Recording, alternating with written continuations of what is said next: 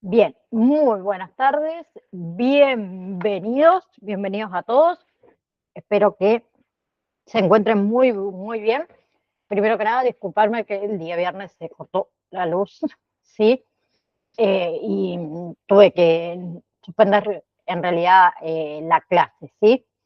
Habíamos hablado nosotros de los diferentes métodos para medir la presión arterial. El primero habíamos hablado del método de auscultatorio, perdón, que es un método el que más se utiliza, que utilizábamos el tensiómetro y utilizábamos el estetoscopio, ¿se acuerdan? ¿Sí? Luego tenemos lo que es, acá me lo voy a buscar primero que nada lo de ustedes acá. Habíamos hablado también de lo que era el método palpatorio, ¿sí? Un poquito, que en realidad se utiliza cuando no es posible auscultar, ¿sí? Que en realidad el método palpatorio a nosotros solamente nos permite conocer la presión sistólica, ¿sí? Entonces, ¿qué hay que hacer? Hay que palpar el pulso radial, ¿bien? Se infla el manguito hasta que desaparece el pulso, ese manguito se va desinflando lentamente, ¿sí? Y el momento en que reaparece el pulso corresponde aproximadamente a la presión sistólica. Y después tenemos los métodos automáticos, que se utiliza lo que es un tensiómetro digital, que es muy fácil de utilizar, es rápido, es muy útil para el control domiciliario, pero tiene una desventaja, ¿sí? Suele ser menos preciso cuando el paciente tiene una arritmia o cuando el paciente se mueve, ¿sí? O cuando la presión es muy baja, ¿sí? Y requiere de calibración y mantenimiento periódico del suministro de pilas o la carga mediante USB, ¿sí? Entonces, para medir correctamente la presión arterial de un paciente, ¿sí? Para que esos resultados sean confiables, ¿sí? El paciente debe descansar como mínimo 5 minutos. No debe haber fumado, no debe haber ingerido café o no debe haber realizado ejercicios en los 30 minutos previos, ¿sí? Debe permanecer sentado con la espalda apoyada, con los pies apoyados en el piso, sin cruzar las piernas, ¿sí? El brazo debe estar descubierto y apoyado a la altura del corazón, ¿sí? Y hay que utilizar el manguito, que se acuerdan que yo les mostré cuál era el manguito. Ahora vamos a verlo nuevamente. ¡Papá! ¿Qué es esto? El brazalete, por decirlo de alguna manera, de tamaño adecuado, porque vienen de diferentes tamaños, ¿sí? Y el paciente también debe evitar hablar y moverse durante la medición, ¿sí? Ahora, algo también importante, voy a dejar esto por acá, ahí está, algo también importante. La frecuencia del control de la medición de la presión arterial depende del estado clínico del paciente. Cuando un paciente está estable, ¿sí? Se mide según la indicación médica, ¿sí? En internaciones sí se pueden controlar cada 4, cada 8 horas, ¿sí? Mayor frecuencia si es necesaria.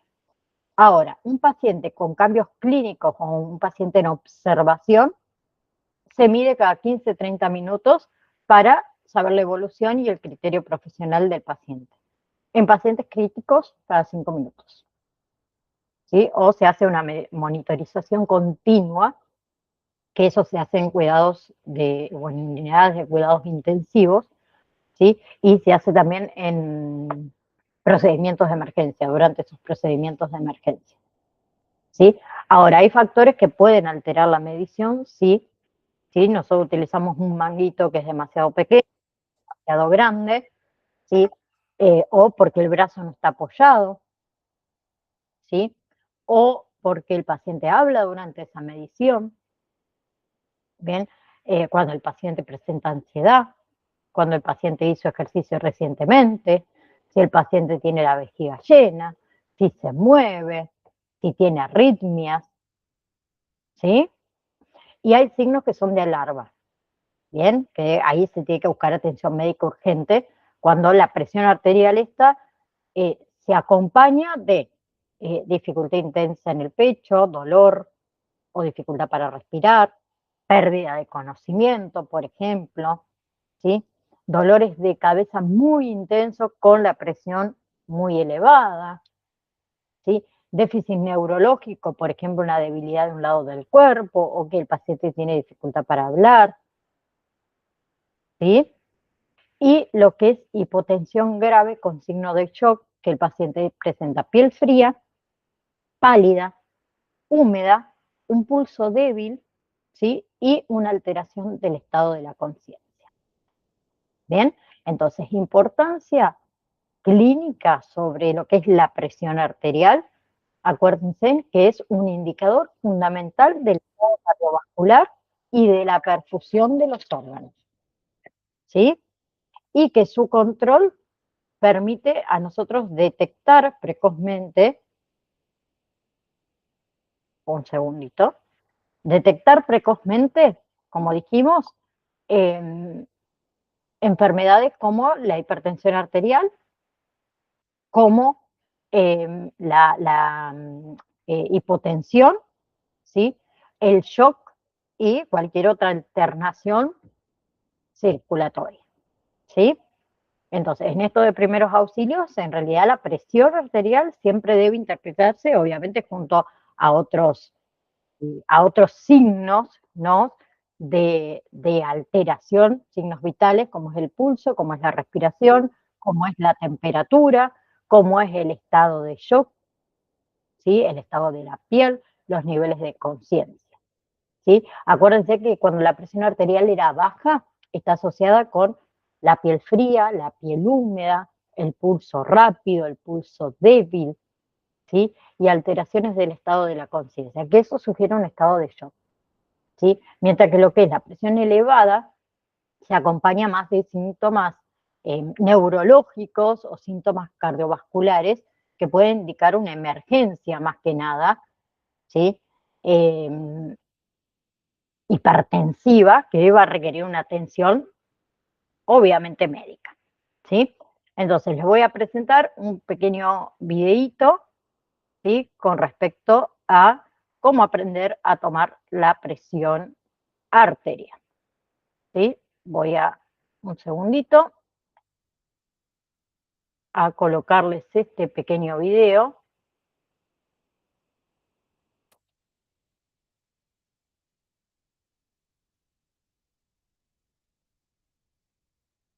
Bien, ahí comparto, un segundito. Ahí está. Primero vamos a detectar el pulso de la arteria humeral. Nosotros lo podemos encontrar en esta parte del brazo, justamente aquí. Hay que palparlo con los dedos índice y medio. No vamos a palparlo con el pulgar, únicamente con estos dos índices. Una vez que lo detectemos, aquí es donde vamos a poner la campana del estetoscopio, pero 3 dedos arriba voy a poner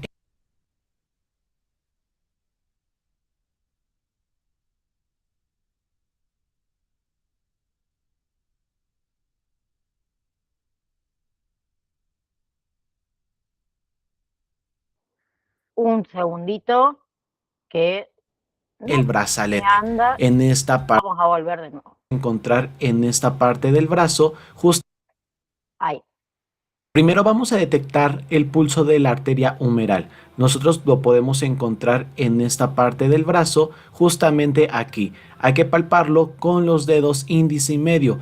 No vamos a palparlo con el pulgar, únicamente con estos dos índices. Una vez que lo detectemos, aquí es donde vamos a poner la campana del estetoscopio, pero 3 dedos arriba voy a poner el brazalete en esta parte de aquí, para que abajo quede la campana del estetoscopio.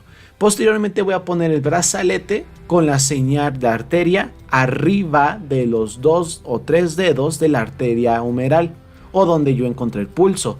Voy a colocar el brazalete de tal manera que no gire ni tampoco se recorra de arriba hacia abajo. Este se le va a llamar manómetro de mercurio, va a tener ciertos dígitos que me van a ayudar a determinar la presión arterial. Va a ir desde los 20 milímetros de mercurio a 300 milímetros de mercurio, pero yo voy a insuflar hasta 180, 200, 220, que es mi máximo, debido a que puedo detectar las presiones altas a este tipo de dígitos. Voy a ocupar el estetoscopio. La campana del estetoscopio va a ir justamente donde yo detecté el pulso arterial. De esta manera, yo lo voy a colocar aquí y lo voy a sujetar con mis dedos índice o medio, jamás con el pulgar, porque si lo hago con el pulgar voy a detectar mi pulso. Puedo incluso apoyarme del brazalete para sujetarlo. Esta se va a llamar perilla, tiene una válvula. Si yo le hago hacia mí, se abre la válvula. Si lo hago hacia enfrente, se va a cerrar. De esta manera yo con la válvula voy a determinar la salida de aire para escuchar los sonidos de Korokov del manómetro. Vamos a comenzar a tomar la presión arterial. Lo que voy a hacer es que voy a insuflar de 20 milímetros de mercurio hasta 180, 200, 220. Con la válvula voy a hacerlo hacia enfrente para apretarlo. Comenzaré a insuflar. Una vez que haya llegado, voy a aflojar la válvula para hacer salir el aire y voy a escuchar y observar.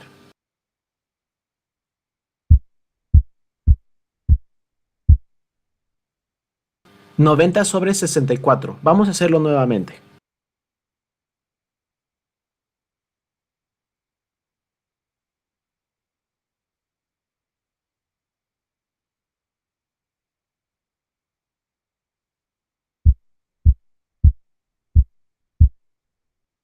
(90/63). Como lo observaste y como lo escuchaste, esa es la presión de mi paciente. ¿Cómo puede ser una presión tan baja? Pues mi paciente es delgada, mi paciente es de una estatura baja,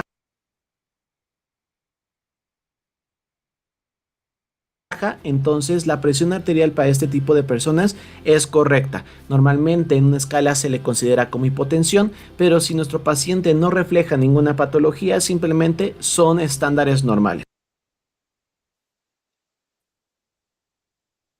Bien.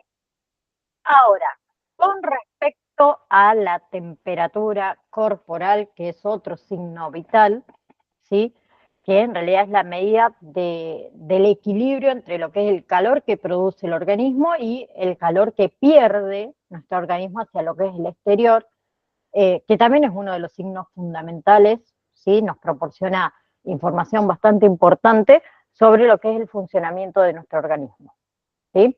A ver, la temperatura en realidad, chicos, está regulada principalmente por el hipotálamo, ¿sí? Es una estructura del hipotálamo del cerebro que funciona como centro de control térmico.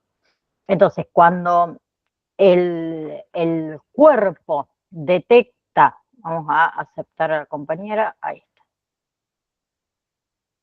un segundito, ¿por qué no me parece? Ahí está, ahí está. Entonces, ¿qué pasa? Le decía, cuando el cuerpo detecta que tiene demasiado calor, ¿sí? Activa mecanismos para eliminar este calor, ¿no? Cuando hace frío, ¿sí? Pone en marcha lo que es el mecanismo para conservar y para producir calor, ¿sí? Ahora, la temperatura sabemos que se puede modificar, por ejemplo, por enfermedades o por infecciones o por la actividad física, por nuestra edad, por la medicación que tomamos, por el ambiente, en diferentes momentos del día, ¿sí? Bien, ahora, nuestro organismo produce calor principalmente ¿por qué? Por el metabolismo celular, por la actividad muscular, por el movimiento y el ejercicio y por la gestión de los alimentos. Y va a perder calor mediante lo que es la radiación, que es la pérdida de calor hacia lo que es el ambiente, la conducción, que es la transferencia de calor entre, al entrar uno en contacto con una superficie fría, la conservación, que es la pérdida de calor por movimientos del aire, y la evaporación, que es la pérdida de calor mediante lo que sería sudoración y lo que sería respiración, ¿sí? Ahora, si nosotros tenemos que hablar de los valores normales de la temperatura corporal, ¿sí? En adultos esa temperatura normal suele encontrarse aproximadamente entre los 36 grados centígrados y los 37,5 grados centígrados, ¿sí? Pero puede variar según la persona y según el sitio donde se mida, que después vamos a ver los sitios donde se mide, ¿sí? Entonces, entre 36 a 37,5 grados centígrados está dentro del rango habitual, ¿sí? Ya de 38 grados centígrados a más, ya hablamos de fiebre, y menos de 35 grados centígrados, hipotermia, ¿sí? Pero como les dije, no existe un único valor normal para todas las personas, ¿sí? Porque la temperatura también cambia durante el día, también cambia según el sitio de medición, ¿sí? Y además, fiebre e hipotermia no son exactamente lo mismo. La fiebre, acuérdense que ocurre cuando el organismo eleva de manera regulada, ¿sí?, su punto de ajuste térmico, ¿sí?, que generalmente es por respuesta a una enfermedad. En cambio, la hipertermia ocurre cuando el cuerpo acumula calor sin ese cambio regulado, ¿sí?, sino que levanta fiebre rapidísimo, ¿sí?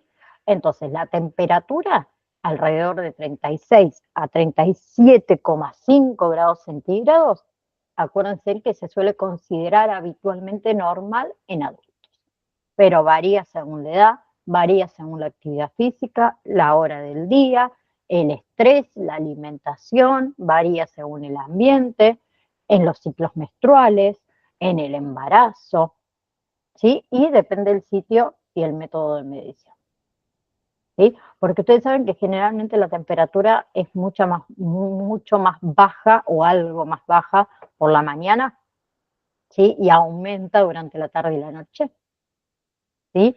Entonces, mídanse la fiebre a la mañana, apenas se levantan, y mídanse la tardecita y a la noche y van a ver que no es la misma, ¿sí?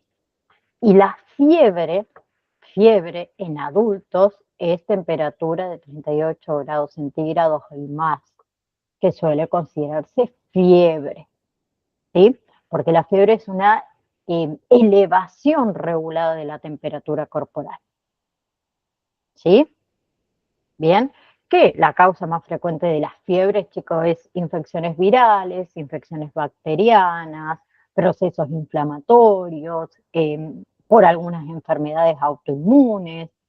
Hay algunos determinados medicamentos que también elevan la temperatura corporal, ¿sí? Hay algunas enfermedades malignas que también, ¿sí? Y mayormente la fiebre se acompaña de ¿qué? De escalofríos, de sudoración, de la sensación de calor, de dolor de cabeza, ¿sí? La debilidad, ese como malestar general, ¿sí? Aumenta también nuestra frecuencia cardíaca, aumenta nuestra frecuencia respiratoria, ¿sí?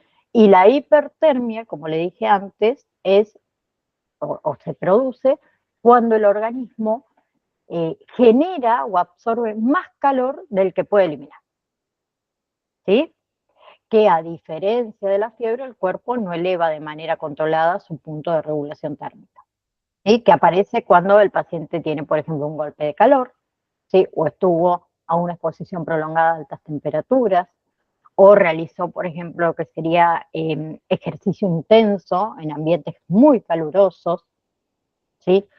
Se puede producir la hipertermia por algunos medicamentos o por algunas drogas, ¿sí?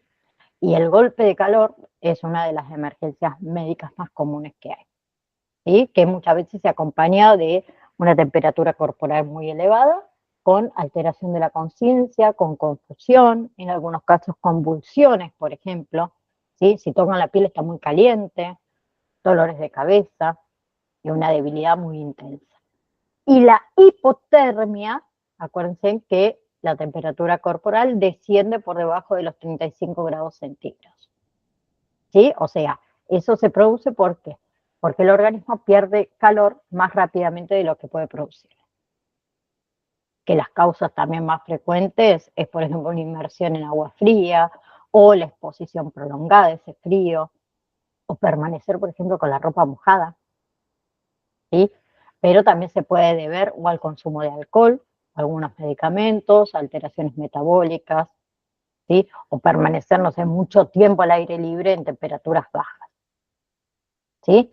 Entonces, cuando hay hipotermia, que tenemos tres tipos, tenemos hipotermia leve, moderada y grave, la hipotermia, perdón, leve, la temperatura ronda entre los 32 y 35 grados centígrados aproximadamente, ¿sí? Donde obviamente hay temblores, piel fría, palidez, cansancio, ¿sí? Sensación de frío.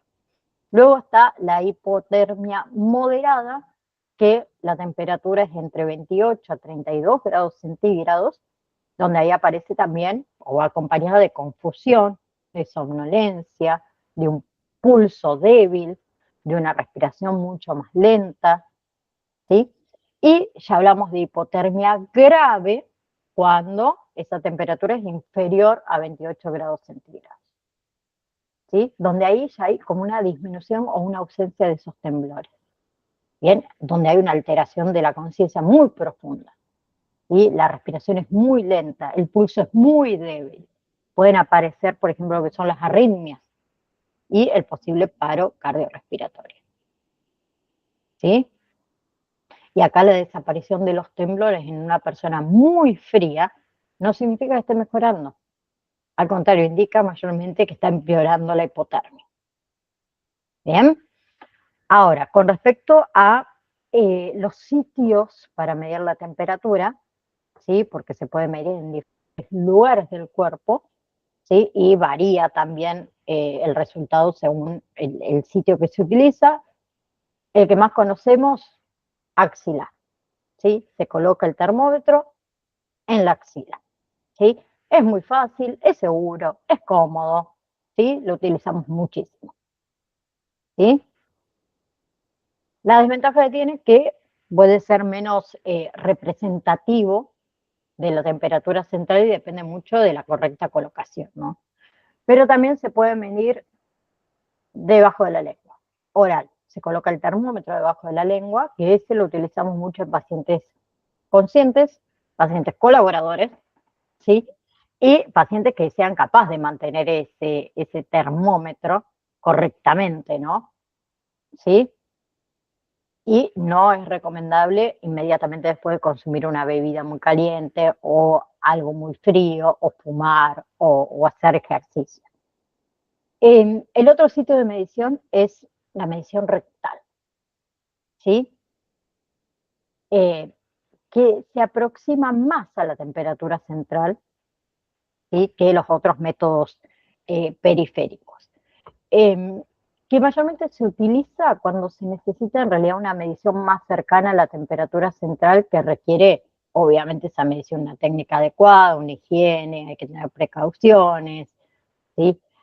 Está contraindicado, por ejemplo, para aquel que tiene hemorroides, ¿sí? O sea, no se utiliza de manera rutinaria en los pacientes, por decirlo de alguna manera. Y después también podemos medirlo en el conducto auditivo, ¿sí? La medición timpánica. Esa también es rápida, es cómoda y es útil para controles rápidos, ¿sí? Pero la exactitud también depende de la correcta colocación del dispositivo, ¿sí? Y de la anatomía que tiene el oído, ¿sí? Después tenemos el otro método, que es temporal, ¿sí? Que se mide sobre la arteria temporal, generalmente en la frente, ¿sí? Que se hace mediante el termómetro infrarrojo, que utilizábamos mucho en pandemia, ¿se acuerda? ¿Sí? Que también es cómoda, ¿sí? Pero por ahí puede dar errores, para que lo tengan en cuenta. Y actualmente utilizamos termómetros digitales, porque pues son rápidos, son seguros, son fáciles de utilizar, ¿sí? No se rompe, ¿sí? O no se rompe como los de vidrio con mercurio, ¿no? ¿Sí? Que actualmente esos de vidrio con mercurio no se recomienda por el riesgo, como les dije recién, de roturas o la exposición al mercurio. Entonces, situaciones de emergencia, de ambulancia, todo lo que es atención prehospitalaria, no utilizamos ese dispositivo, sino que el termómetro digital, ¿sí? Porque es más seguro, es más apropiado, ¿sí? O el infrarrojo como el que se usa para medición timpánica, por ejemplo, temporal o frontales, ¿sí? Temporal o frontal. Bien, entonces, ¿cómo se toma correctamente la temperatura? ¿Sí? Para obtener una medición confiable, primero que nada nos tenemos que higienizar las manos. ¿Sí? Le vamos a explicar a ese paciente el procedimiento. Hay que seleccionar el sitio donde se va a medir. ¿Sí? El termómetro también tiene que estar limpio, en buen estado, tiene que estar bien colocado. Hay que esperar el tiempo indicado. ¿Sí? Después se retira, obviamente, el dispositivo, se lee los resultados y se registra la temperatura, se registra el método que se utilizó y la hora de medición. ¿Sí? Bien. Ahora, acuérdense que esa temperatura corporal puede aumentar o puede disminuir por diferentes motivos. Aumentar cuando hacemos ejercicio, cuando el ambiente está caluroso, cuando ya tenemos fiebre, cuando estamos pasando por un golpe de calor, por algunas enfermedades y demás. Y puede disminuir cuando estamos en exposición al frío, cuando hay alteraciones metabólicas. En edades avanzadas también suele disminuir un poco lo que es la temperatura, ¿sí? Pero tampoco la temperatura nosotros la evaluamos de manera aislada, ¿sí? Por ejemplo, cuando un paciente tiene fiebre, ¿sí? Durante la fiebre aumenta, por ejemplo, la frecuencia cardíaca y la frecuencia respiratoria. Y cuando un paciente está con hipotermia importante, ¿sí? Disminuye la frecuencia respiratoria, la frecuencia cardíaca y el nivel de conciencia. ¿Sí? Por eso siempre la temperatura también la evaluamos junto con el pulso, con la respiración, con la presión arterial, con el estado de conciencia y con el color y la temperatura de la piel. ¿Sí? ¿Vamos hasta ahí? ¿Ninguna pregunta? La temperatura es fácil. ¿Sí? Ahora, quiero que hablemos, ahí voy a pasar la diapositiva, de la saturación de oxígeno, ¿sí? Que se hace mediante este aparatito que ustedes ven acá. La saturación de oxígeno es en realidad el porcentaje estimado de hemoglobina que se encuentra unida al oxígeno en la sangre arterial, ¿sí? Que es un parámetro muy importante para valorar si el organismo está recibiendo y transportando suficiente oxígeno, ¿sí? Que se obtiene con esto, que es un oxímetro de pulso, ¿sí? Un dispositivo que no es invasivo, que se utiliza en realidad para estimar la saturación de oxígeno y detectar el pulso, ¿bien? Que habitualmente donde se coloca en el dedo de la mano, ¿sí? Pero también se puede utilizar en el dedo del pie o en el lóbulo de la oreja, ¿sí? Depende del dispositivo y la edad del paciente, ¿sí? Ahora, quiero que sepan que la saturación de oxígeno, chicos, es una estimación, ¿sí?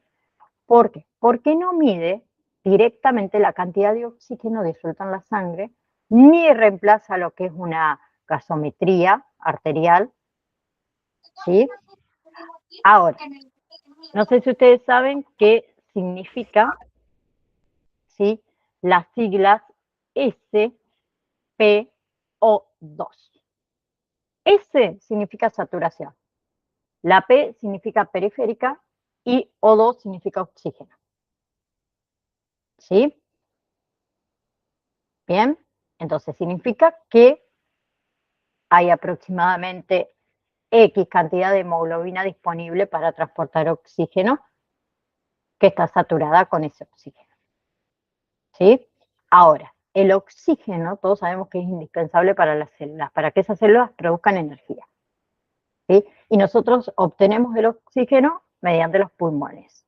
Y luego, ¿qué hace la hemoglobina de los glóbulos rojos? Lo transporta hacia los tejidos. Entonces, cuando la sangre no recibe suficiente oxígeno, ¿sí? Se puede producir la hipoxemia, ¿sí? Y si la falta de oxígeno es importante o es prolongada, aparece lo que es la hipoxia tisular, ¿sí? Que eso afecta principalmente lo que es cerebro, corazón y otros órganos. ¿Sí? Entonces, la saturación de oxígeno a nosotros nos permite detectar rápidamente posibles problemas de oxigenación. ¿Sí? Ahora, ¿cuáles son los valores normales en saturación de oxígeno? ¿Sí? En una persona sana, ¿sí? Tenemos entre 95 y 100%, eso es habitualmente normal. En cambio, cuando tenemos una saturación de oxígeno entre 92 y 94%, puede requerir el paciente una valoración, ¿sí?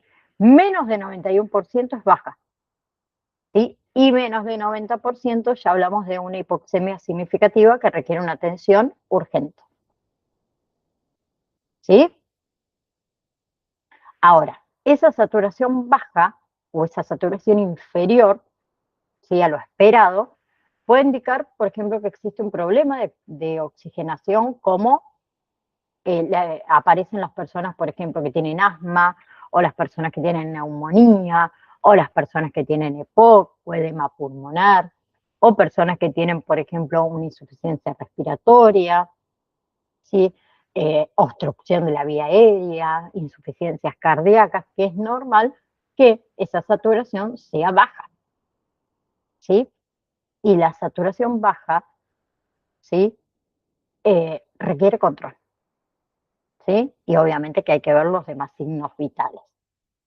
Bien, ahora, muchos se confunden estas dos palabras, hipoxemia e hipoxia, ¿sí? Que dicen que son lo mismo. No, no es lo mismo.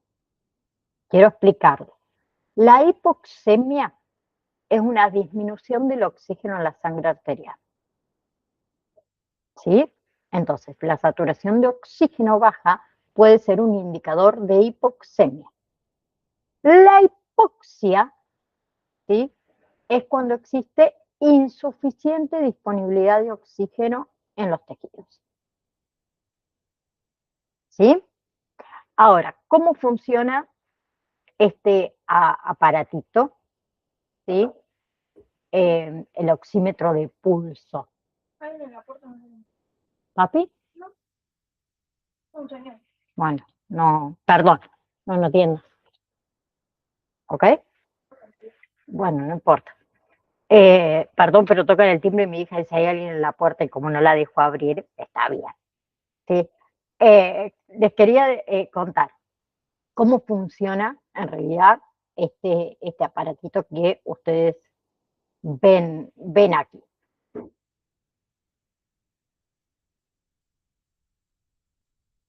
Este aparatito, ¿sí?, funciona de la siguiente manera, para que lo conozcan bien fácil. Voy a sacar la diapositiva, ¿sí? En realidad, este aparatito utiliza dos longitudes de ondas de luz, ¿sí? ¿Para qué? Para estimar la proporción de hemoglobina oxigenada y desoxigenada, ¿sí? Es un dispositivo que detecta el pulso y muestra generalmente, como les dije, la saturación de oxígeno, que es el porcentaje de saturación, pero también muestra la frecuencia del pulso en latidos por minutos, ¿sí? Y en algunos equipos también señalan lo que es una curva que permite comprobar la calidad del pulso detectado, ¿sí? Entonces, estos aparatitos que ustedes ven en esta imagen acá, ¿sí? En realidad, si lo prendo, ¿sí?, ustedes pueden observar que adentro hay una luz rojita que parpadea, hay una arriba y en realidad hay otra abajo, ¿sí? Son dos, ¿sí? Donde ahí se debe colocar el dedo para medir, ¿sí?, eh, el oxígeno, ¿sí? Ahora, ¿qué quiero que veamos? En realidad, ¿cómo está compuesto? ¿Sí? Principalmente, ay, que se me salió, ahí está. Principalmente, ¿qué tiene? Acá tiene un botón, ¿sí?, que vamos a decir que es el botón para prenderlo, ¿no? ¿Sí? Bien. Ahí nosotros si lo tocamos, se prende. ¿Sí? Empieza ahí el dispositivo. Bien. Lo voy a poner al revés porque lo tenía al revés. Vamos a prenderlo para que lo vean. A ver, acá debajo, creo que el mío está acá abajo. Sí, acá abajo te muestra lo que es la batería, el nivel de batería. ¿Sí? Muy chiquitito se ve ahí abajo, pero ahí te muestra el nivel de batería. ¿Sí? Acá arriba, ¿ves que tienen la onda? Bien, este sí tiene, ¿sí? El índice de, o la onda, mejor dicho, la onda de pulso. ¿Sí? ¿Hasta ahí vamos? Bien.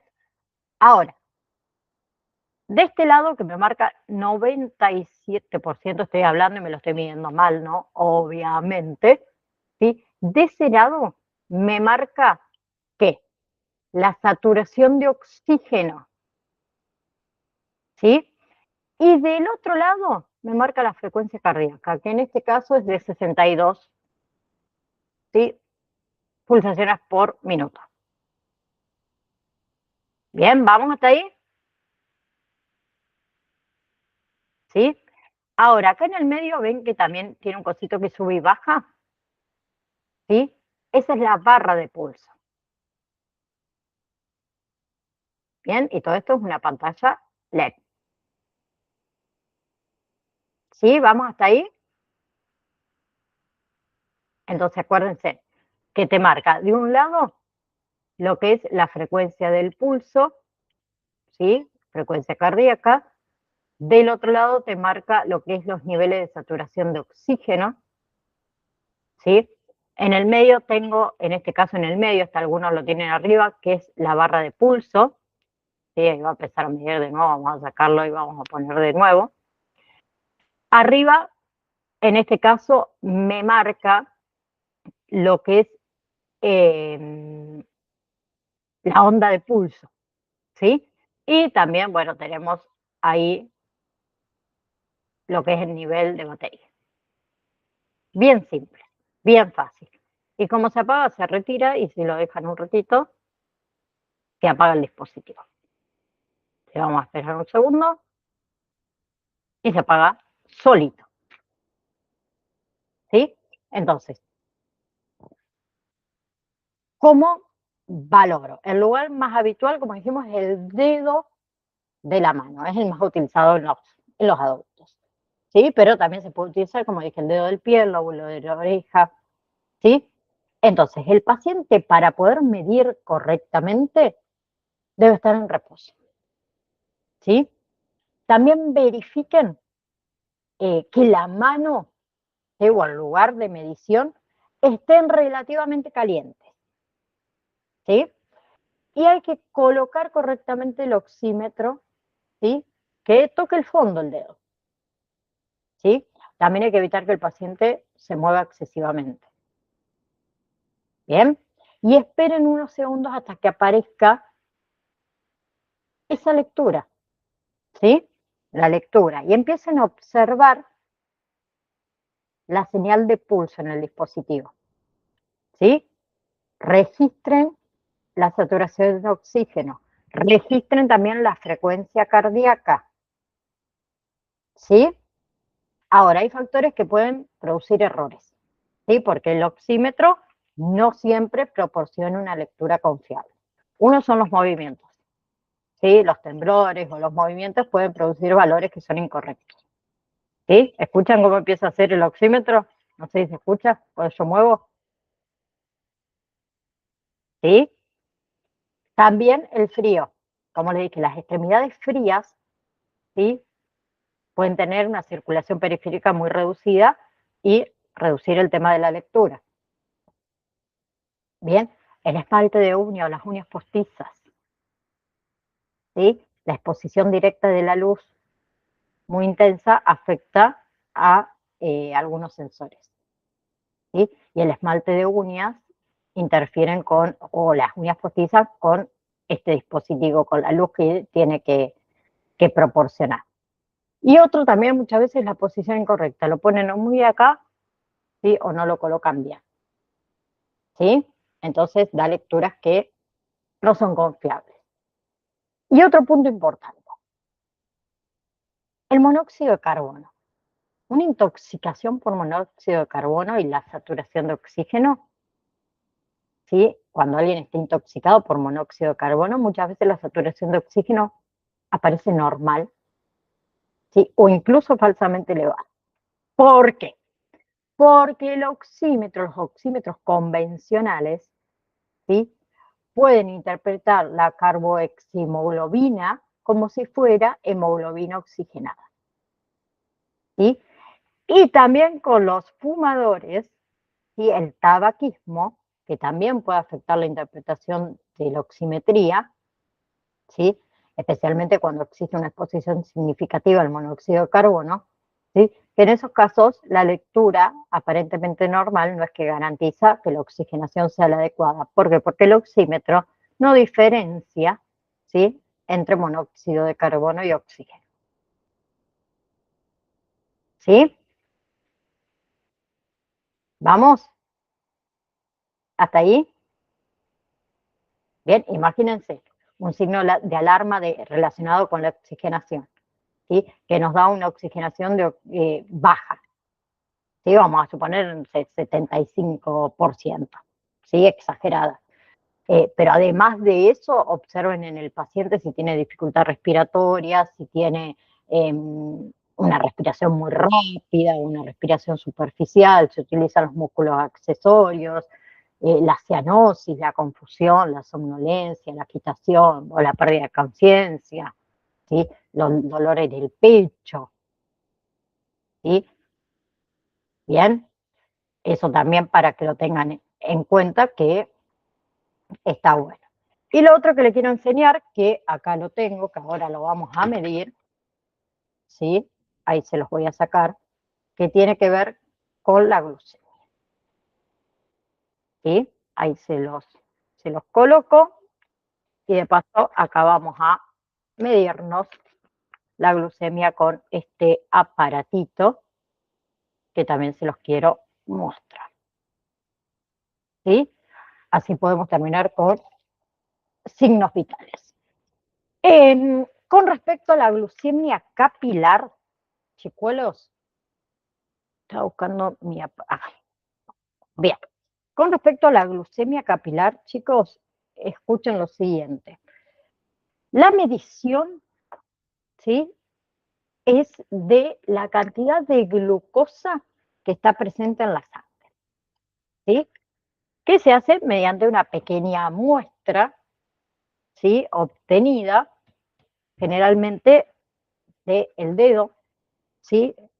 Muchos lo hacen en la yema del dedo, yo lo hago en el costadito porque duele un poquito menos, porque acá hay muchas terminaciones nerviosas, ¿sí? Pero no es que duele exageradamente, pero es una prueba muy sencilla, es una prueba muy útil para conocer el estado metabólico del paciente, ¿sí? Porque la glucosa es uno de los principales combustibles del organismo, ustedes saben, porque las células, ¿sí? Especialmente nuestras células del cerebro, ¿bien? Necesitan aporte constante de glucosa para funcionar correctamente, ¿sí? Por eso tanto una glucemia o demasiado baja o demasiado elevada puede provocar alteraciones que son importantes, ¿sí? Entonces la glucemia capilar, chicos, es muy, muy útil, ¿sí? En personas con diabetes, ¿sí? En pacientes con alteración del nivel de conciencia, en personas que presentan convulsiones, ¿sí? En personas con desmayo, ¿sí? Con temblores, con confusión, con cambios bruscos de conducta, ¿sí? Ahora, esa glucemia capilar es especialmente útil, como les dije, para esas pacientes con diabetes, ¿sí? Entonces, ¿qué es la glucosa? Es un tipo de azúcar, en realidad, que constituye una de las principales fuentes de energía de nuestro organismo, ¿sí? Ahora, la insulina, ¿qué permite? que la glucosa pase a la sangre, o pase, mejor dicho, de la sangre al interior de muchas células, ¿sí? Para ser utilizada como energía. ¿Sí? Entonces, cuando la glucosa en la sangre aumenta después de comer, el páncreas que hace libera insulina, la glucosa entra a las células y disminuye la glucemia. En cambio, cuando la glucemia baja, el organismo que hace activa mecanismos hormonales para aumentar la glucosa disponible. ¿Sí? Que uno de los principales mecanismos es la acción del glucagón, que estimula todo lo que es el hígado para liberar la glucosa. ¿Sí? Entonces, ¿qué materiales en realidad se necesitan? Yo voy a sacar un ratito esto. ¿Sí? Vamos a, primero que nada, vamos a bajar la cámara y voy a sacar, tengo que sacar el fondo, espérenme para que puedan ver. Voy a correr acá para que ustedes puedan verlo bien. ¿Sí? ¿Cómo se sacaba el fondo acá? Fondo, quitar. ¿Sí? Ahí. ¿Sí? Creo que se ve perfecto, me parece. Sí, ahí lo vemos bien. Bien, ¿qué vamos a necesitar? Este aparatito, ¿sí? Que este aparatito, ¿qué es? Un glucómetro, ¿sí? Además de este aparatito vamos a necesitar esto, que son las tiras reactivas, ¿sí? Compatibles con nuestro aparatito, vienen de diferentes marcas, ¿sí? Bien, también vamos a necesitar una lanceta, esta se coloca aquí adentro, que en realidad, si ustedes observan, yo se los voy a mostrar bien ahí, ¿sí? Esta lanceta tiene una pequeña agujita bien chiquitita, ¿sí? Que yo no la coloco porque hasta que lo abre y todo, pero si no se puede utilizar esto, ¿sí? Vamos a guardarla esta, que es para pinchar.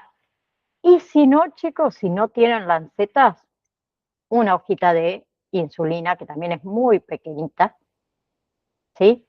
Que también nos sirve para pinchar. ¿Bien? ¿Hasta ahí vamos? Bien. Si van a hacer el procedimiento de otra persona, usan guantes, ¿sí? En todos los que son procedimientos institucionales, yo acá no, porque obviamente me lo voy a hacer a mí misma, ¿sí? Bien, y tienen que tener un recipiente para poder, obviamente, descartar el material cortopunzante, ¿sí? Entonces, lo primero que vamos a hacer es simple. Yo me voy a higienizar las manos, ya me las lavé previamente, pero voy a agarrar un algodoncito, ¿sí? Yo agarro un algodoncito, ¿para qué? Para limpiar la zona donde me voy a pinchar, vamos a decirlo así, ¿sí? Se puede hacer en la yema del dedo. Yo mayormente lo hago de costadito porque, como les dije antes, duele menos, ¿sí? Entonces voy a agarrar alcohol en un algodoncito, ¿sí? Y voy a higienizar la zona donde me voy a pinchar, ¿sí? Hasta ahí, simple. Bien, dejamos orear un poquito, ¿sí? Y voy a preparar mientras tanto el aparato sin tocar con ese dedo porque ya lo tengo higienizado, ¿sí? Tengo que colocar la tira reactiva en el aparatito. ¿Cómo se hace? De la siguiente manera. Se abre, ¿sí? Y la saca muy cuidadosamente, ¿sí? A estas tiras reactivas. De la manera que la sacan es de la manera, en realidad, que se coloca dentro del aparato, ¿sí? Tiene como ahí en esta punta, tiene como un pequeño chip, que ese chip se introduce aquí debajo, ¿sí? Una vez que se introduce, se prende solo el dispositivo. Mira, yo lo coloco y ahí se prende, ¿sí? Bien, y ahí nos dice que aplique la gota. Pero todavía no me pinché, así que esperemos. Lo vamos a dejar acá, mientras tanto, ¿sí? Entonces, ¿ahora qué tengo que hacer? Tengo que sacarle sangre al paciente, ¿sí? Obtener una pequeña gota de sangre. En este caso, ¿yo qué hago? Utilizo esto, como les dije, ¿sí? ¿Y qué voy a hacer? Me voy a pinchar, así de simple, ¿sí? No duele, así que no tengan miedo, ¿sí? Entonces me pincho y ¿qué hago? Yo mayormente hago lo siguiente, me aprieto la yema del dedo para que salga una gotita de sangre y esta primera siempre la descarto, ¿sí? Entonces aprieto un poquito de nuevo y ahí ya tengo mi gotita de sangre, que es mínima, chicuelos. ¿Y qué tengo que hacer? Tengo que apoyar, ahí ven que tiene amarillito en la punta, lo tengo que apoyar y enseguida me va a dar el resultado. En este caso es 92.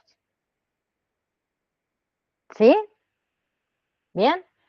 Y una vez que termine, lo agarro obviamente con un algodoncito y lo saco.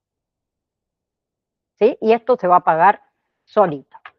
Ahora, a mí me dio 92. Ahora vamos a nuevamente, así les comento,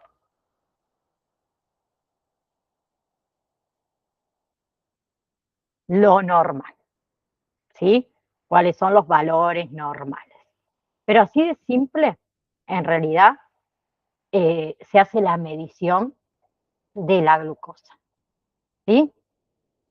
Bien. A ver, mayormente los valores de glucosa, la interpretación también depende mucho, ¿sí? Si la medición se realizó en ayunas, si se realizó después de comer, depende mucho de los síntomas, ¿sí? Si es una persona que tiene diabetes, ¿bien? Porque acá, a ver, en adultos no embarazados, ¿sí? Como referencia, en ayunas lo normal tiene que dar entre 70 y 99 miligramos por decilitro, ¿sí? Bien, eso es lo normal. A mí me dio 92 miligramos por decilitro, que estoy dentro del rango normal, ¿sí? Pero yo me medí la glucemia en ayunas alteradas, ¿sí? O sea que el ayuno ya pasó, ¿no? Que ahí lo normal es entre 100 y 125 miligramos por decilitro. Yo hace un par de horas tomé mate con azúcar, pero dentro de todo la glucemia me dio normal, ¿sí? Porque lo normal es entre 70 a 99 miligramos por decilitro, ¿sí? En cambio, estoy hablando de hipoglucemia, que ocurre cuando la glucosa en sangre disminuye demasiado, ¿sí? Que vamos a considerar una hipoglucemia cuando la glucemia es menor a 70 miligramos por decilitro, ¿sí? Bien, eso también para que lo tengan en cuenta. Y la hiperglucemia, ¿sí? Son los niveles muy elevados de glucosa en la sangre, ¿sí? Que puede aparecer cuando falta insulina o esa insulina no funciona correctamente, ¿sí? Bien. Eh, Algo para tener en cuenta, precaución. Chicos, las lancetas siempre se usan nuevas y estériles para cada persona. No se reutilizan las lancetas, ¿sí? No se comparten estos dispositivos de punción. Bien, se desecha inmediatamente en los recipientes, ¿sí? Lávense las manos antes y después de cada procedimiento, ¿sí? Bien. Retiren también la lanceta esta, ¿sí? Según la indicación del fabricante. En este caso, por ejemplo, vieron que yo la coloqué, voy a volver a colocarla aunque esté usada, ¿sí? En este caso, este dispositivo tiene acá un botón, ¿sí? Que suelta la lanceta. Pero como sale volando, si no la agarramos, ¿sí? ¿Qué vamos a hacer? Vamos a colocar la tira reactiva, ¿sí? Con guantes siempre. Vamos a apretar el costadito que tiene un botón al mismo tiempo que la tomamos con la mano, ¿sí? Bien, bien. Ahora, otra cosa importante, la presión excesiva sobre el dedo, ¿sí? Cuando hacemos mucha fuerza para que salga sangre, ¿sí? Puede mezclar la sangre con líquidos de los tejidos y afectar la calidad de esa muestra, ¿sí? Entonces, después de la punción, permita que se forme esa gotita adecuada y eviten esto de exprimir muy fuertemente el dedo. Apenas ustedes le hacen así, sale la sangre, apenas, ¿sí? Apenas, ¿sí? Y obviamente que,